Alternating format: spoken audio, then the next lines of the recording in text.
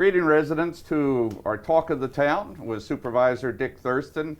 Today I have a very special guest in Hayden Wayne, and we'll get into talking about actually arts and culture. We being the town board, established an arts and culture committee just about at the time that COVID was starting to break out, so we weren't able to do many activities in the town, but we're getting ready to jumpstart that again as we see, hopefully, knock on wood, the decline of the COVID infectious nature and getting to some more normality, hopefully, with whether it's better eating of foods that help our immune deficiencies. Hayden actually is a real specialist in that, or vaccines, or a combination of matters. But I asked Hayden to come in. Hayden is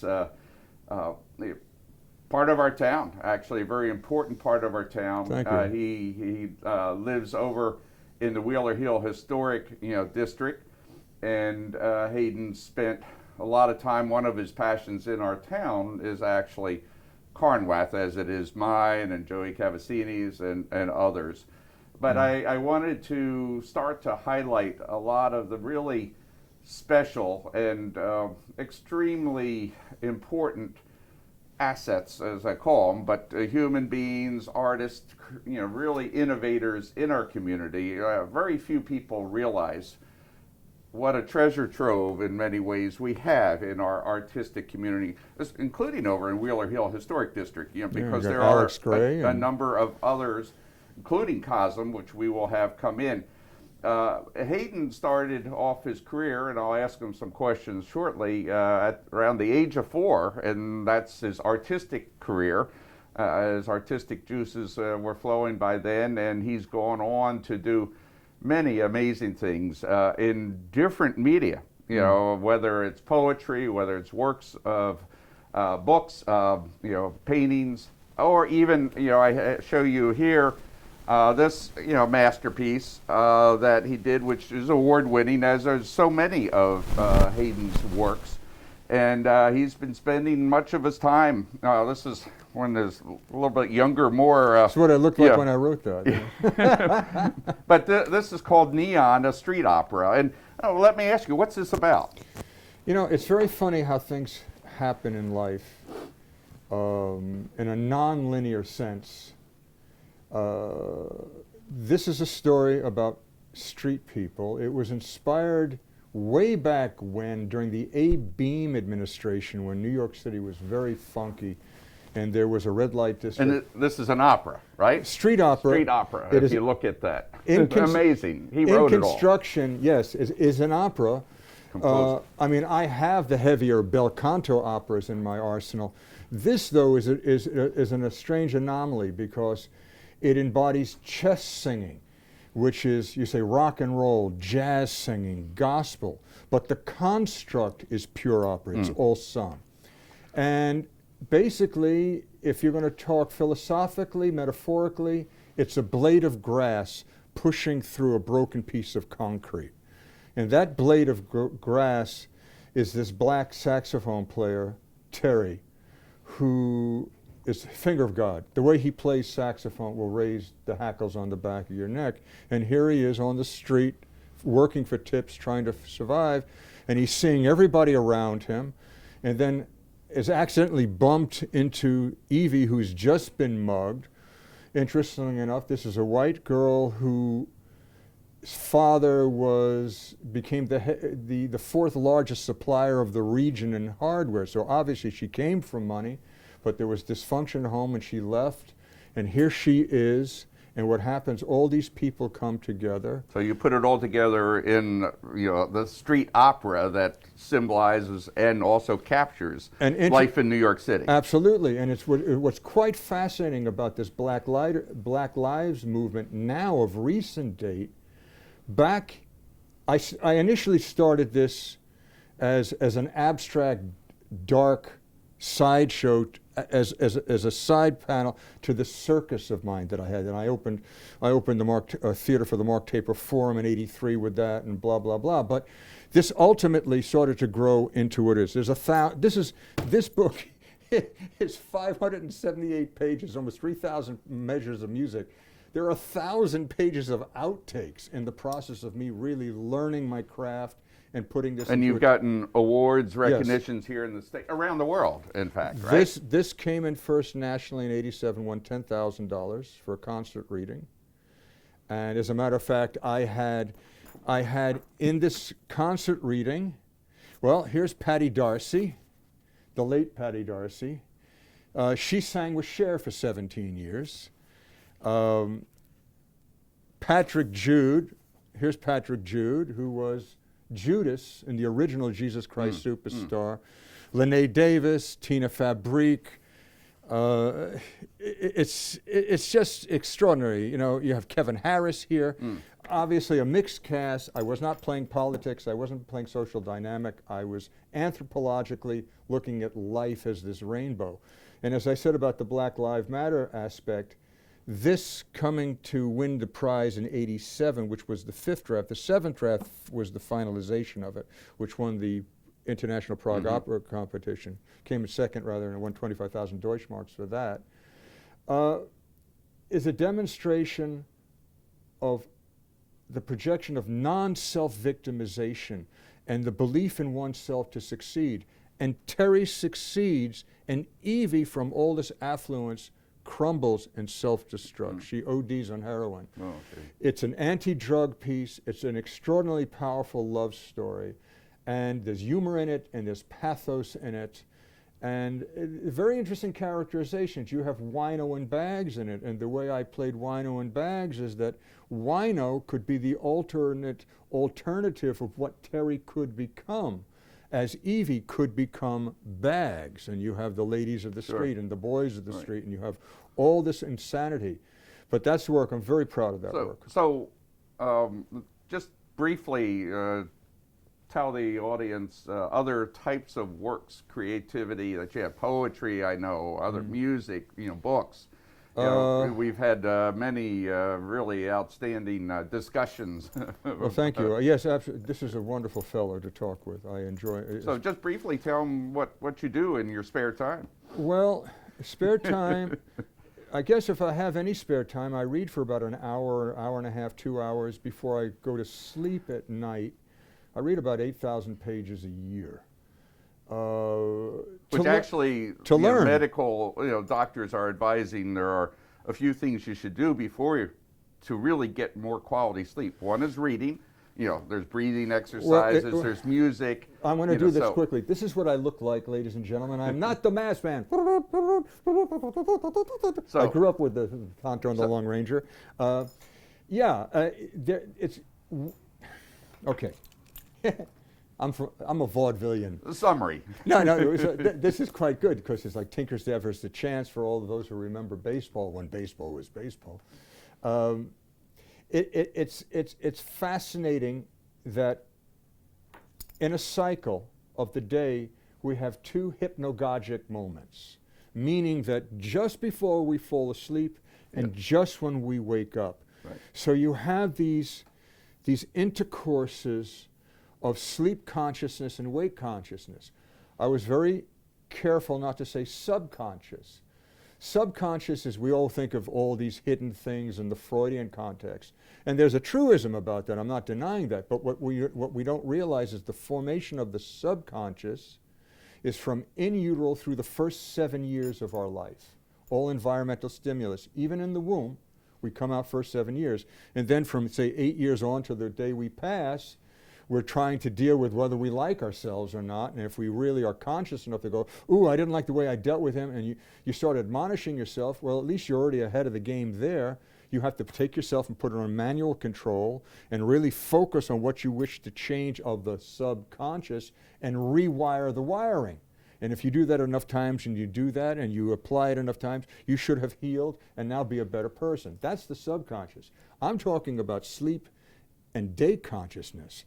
First thing I ultimately recognized in my realization of that is my output doubled remarkable. And when you think about the strangeness of our memory, like when your mother gave you that bag of your lunch for you to walk to school, once upon a time we were able to walk to school, and you were deciding whether to eat your dessert first or the sandwich she made, is that any different from the last time you saw her on her deathbed or something like that? These are memories. And whether they're linear or non-linear is immaterial. It's all memory. And I say to you that consciousness can be just as ephemeral as dream state or the hallucinogenic state. It doesn't mean that you walk around like you're on psychotropics. The point is, everything is possible. If you don't like the way the world is, boys and girls, change the way you think. And don't be a victim. If anyone who self-perpetuates their self-victimization, they remain a victim. I'm not here to preach. So what brought you to Wappinger? Let's talk about Wappinger. And let me just say, Okay, you said one other thing. The other thing that's important within this morass we're going in now is those who are the older generation, who are our tribal elders in this community. We were blessed because the formation of our microbiome was with whole foods. Since 1966, with the advent of fast food, which subsequently blossomed into a $1.7 to $1.9 trillion industry, of which 70% of the food has corn syrup fructose in it, which is toxic to the liver and the pancreas, our two biggest filters in our body. I could speak for an hour on this. I'm stopping there. I'm just demonstrating to you that we have the control to eat well and be healthy. We are the fattest nation in the world. That immediately, to any Neanderthal, would recognize the onset potential of type 2 diabetes, which can be horrendous, could be gangrenous results, blindness results, all kinds of things, dementia, and you also have the onset potential of coronary vascular diseases. How much do you love yourself, people? Take care of yourself. You're responsible for yourself. And I want to say this to the older generation. You ain't older generation. You just have a longer witness of history. You want to become active? You want to become really something? Are you as outraged as I am at the destruction of the educational system that we were so blessed to have, which was the drop-dead envy of the world 40 years ago and doesn't exist anymore? And we have political correctness and all this revisionism crap, devoiding ourselves of all factual history? Then get involved and become a mentor to a young person. Give a person a purpose so they're not bored, which will immediately take them off a potential of getting into drugs. Become as young as your student that you're teaching. If you're craftsmen, and I said this to Dick many times, we should send out a pamphlet and find out all the skill sets of this community. Right, and let everybody say, I was a carpenter, I was this, right. I was a nurse, I was a pathologist, I was a teacher, and like, okay, boom. You want to do some service, and maybe there could be an offset with taxes or I think that's and that's one of the things we want to do, during this coming year. I apologize for winding up, but that's what happens when I compose music. Since we have limited time, and since there are many talented people, like Hayden here in the town that are very active. But we have done a very poor job of assimilating them, getting them the help, whether or not it's our seniors, a lot of talented seniors there that could do exactly what you want. We have in Carnwath a wonderful foundation for the community, and Hayden and I have talked about that, but just one aspect of it. Hayden and I and Joey Cavazzini, put a lot of time and effort. Hayden actually donated money and equipment to turn what we call the chapel. The Friends of Carnwath did as well. Which we're now, as we're coming out of COVID, get more active. But let me just ask you, if there was one thing you would like to see done at Carnwath, what is it? We have many. We have a long list, but just the one, Hayden, just focus on that. Okay, let me just do a preamble to my answer. A community's value is in its infrastructure. And we are so blessed to have Carnwath. Not only is that rectangular building that was erected, that the sports museum is, that was erected in '58, could be a situation for housing either in a university context or a real estate context for artisans to generate an income for the community. But the church itself physically could be such a dynamic art center. The acoustics are such, with, and I'm speaking professionally now, other than floating in a certain bunch of sound tiles, whether they're on wheels or they're hung on the ceiling in a certain way and then removed for other events, to dampen the wetness of the room. That room would be excellent to record in. Where the theology used to emanate from, that is a proscenium theater. So all we would really need to do on a shoestring at the moment is to build one of those lattice gantries right around the proscenium edge to hang additional lights, have another budget, maybe about 10, 15,000, which is nothing in theater talk, to add more lights for that, to make sure the electricity is fine, the and we've already control, set up a basic, and we can have concerts. We have the parking. We can have concerts. We can video these concerts. This we is can part send of the them vision. out. Exactly. The reality of hydroponic farming, which uses 1/10 of the water supply and does not use any herbicides or pesticides. Herbicides and pesticides, they have neonicotinoids that destroy our neural system. And a lot of speculation is believed to be a very serious potential of the cause of the rise of Alzheimer's. When I was a child, I never heard the word Alzheimer's. No, it was not never, done. ever. Didn't even hear the word brain fart. Quite fascinating.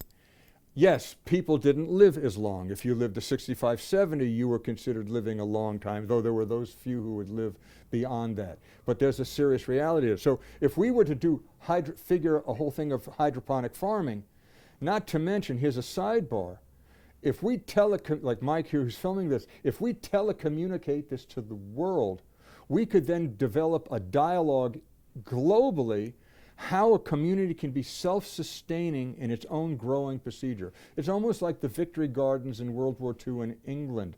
You grow as a community. We have magnificent tracts of land here between the Reeses and the Baisleys and the back areas of Conweth. We have potential to grow a lot of produce ourselves. And that's very exciting from a standpoint of self-sufficiency and a demonstration to protect our most singular valuable possession, water. And if we can demonstrate a way of growing food without herbicides and pesticides, using 1/10 the water, which is recyclable, because what you have are these vertical conveyor belts and they rock. It's almost like a carousel. You've been to a state fair where you go on the Ferris wheel, and the produce is in these, and they go dipped in and they go up, and you have this artificial light. And because of the whole nature of it, you don't have to worry about pests coming in and eating the food. Everything is spotless. It's a piece of cake. And this is a technology that we should demonstrate the feasibility to, that every single building in an urban center could grow their own in their house and supply the food for the local sellers on the street or within a certain block area. It sounds like, what is he talking about? But it's really that simple. So, we're working, we already have, a plan, but working on more. But initially what we want to try to do is to take that chapel setting, fix it up some more, actually with the roof work that we've done there, it's now dry inside. Thank God. We've had some poetry reading, among Hayden's talents is, he's a poet, and actually I'm going to be proposing to the board we consider him as a poet laureate for the town of Wappinger, because we want to highlight more, we're working cooperatively, trying to get more interns and volunteers with the school district, back to what you're talking about with agroponics and so forth, aquaponics and other things. We're working with the school, district to get some more, like the old days, when we were growing up, 4-H and those sort of things. Those are fabulous. And maybe put in a greenhouse and then have students, really working it. We've set up a plot, 1 acre. So these are the things that we've been discussing also with Hayden and other residents of the town. And if you think about it, those of us who remember, 8th grade was American history, 9th grade was world history, and then 10th grade was world history, and 11th grade was American history. If 8th and 9th grade really taught history spot on, scientifically correct and accurately and thorough, then really the way high school is formulated, The last 2 years, 11th and 12th grade, could be an accreditation for Right. an associate degree.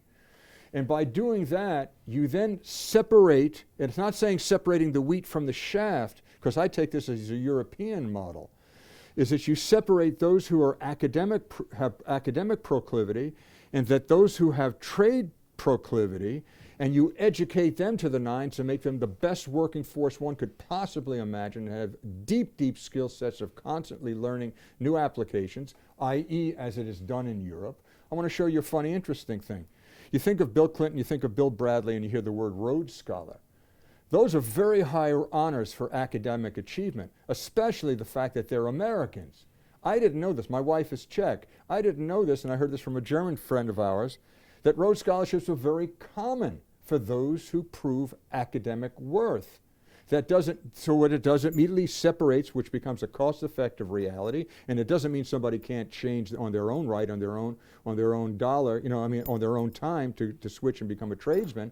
But then the focus of all that infrastructure education for tradesmen, and you wonder why the Germans are the best workers in the world. There is a reason for this, why their machinery is so astounding, because they have an ethic that works this way. This nation is way overdue for a renaissance. We have all the tools except for one, and that I consider treason, and that was the destruction of our educational system. The educational system begins in the home, by the example of how we touch each other, how we relate to each other, how we decide to turn the television off and read to our children and demonstrate an inspirational thing. Let me tell you something about education. And we're going to need to wrap it up. I'm going to wrap it up.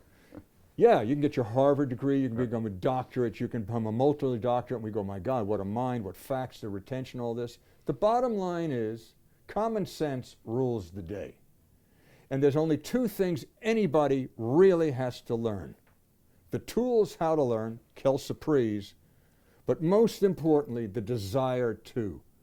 And for those of us out there who are of my age demographic, it is our moral rectitude to demonstrate what is possible through what if, and be that demonstration of inspiration to young people, and guarantee our future, these young people.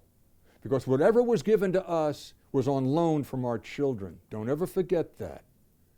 This is the moment of renaissance. This is the moment of excellence, and it's up to us to take it by the control. Thank you. My pleasure. Thank you for appearing here, talking with us, sharing some of your insight. But he is a man that has a lot more to offer, and we are, trying to tap into his talents and many others in the town. Mm-hmm. If you are interested in volunteering for our Arts and Culture Committee, please do. Absolutely. It includes historical. We're putting more emphasis Everything. on it. He mentioned, Over Creek, Alex Reese. We worked very hard along with Alex to get that land, 183 acres, protected, and the county, Dutchess County, just completed that process by adding additional monies to the Conservancy. Fabulous. So Good. That's going to be protected. That's all part in that Wheeler Hill Historic District. We'll have on the program in the near future also Allison Gray, I hope, of COSM, to talk about that. But more importantly, though, stay tuned, because we are going to be doing even more exciting things out at Carnwath. Right now, Kevin Hathorn, who was just appointed as the chairperson of our Veterans Advisory Group, Excellent. is talking with the county about a Veterans Military Museum also out at Carnwath. Cool. So stay tuned, residents. A lot of exciting things. Want to diversify our meetings so we're not always talking about water and sewer and those sort of things. Actually, keep the sewage out of this conversation. Oh, well, there goes all the dialogue. humor. Right. But anyway, thank you, Hayden. My pleasure. Thank you. You're very much. I missed. Yeah, thank you. You missed. And thanks, residents, for joining us.